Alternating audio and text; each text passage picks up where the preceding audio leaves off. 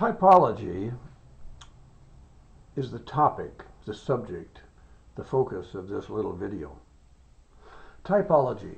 Now this is a special sort of a theological term, a church term, a Bible term.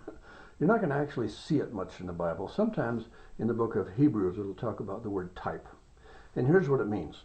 Imagine, if you will, that I have a tree, a large tree standing here, the sun's shining, and there's a shadow off to the side.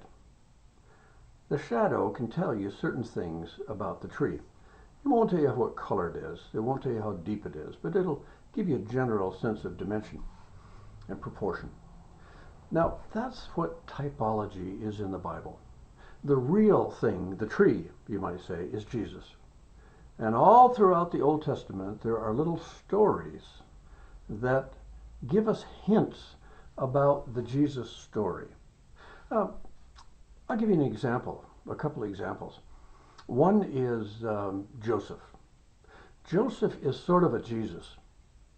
He is a type of Jesus. You remember, he's the special one. He has these special insights. His brothers think they are killing him, like Jesus. His brothers, his Hebrew neighbors, thought they were killing him. He goes into what seems to be death and rises to a position of power. Sort of like the Jesus story. It's a type of Jesus. You read in the first chapter of the book of Leviticus, and you see that when a man sinned, he brought an animal, put it on the altar, and the priest would kill the animal. The man would put his hand on the animal, and as the animal died, the man would basically say to himself, "This should have been me." That's a reflection of what would someday become the cross. The lamb is Jesus. The priest, if you want to study that later in BTH 102, the priest is also Jesus, because he's the one who makes the sacrifice. Jesus is the sacrifice.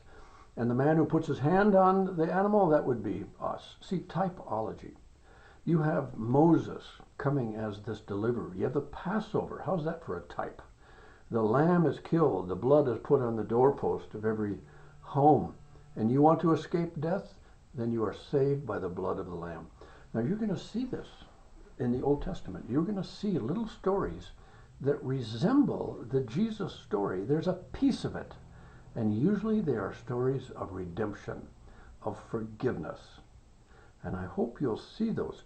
Typology, the shadow and the tree, the forerunner, the precursor, the hint, the prediction, the prophecy of things to come, so that we understand the New Testament better by reading the Old Testament.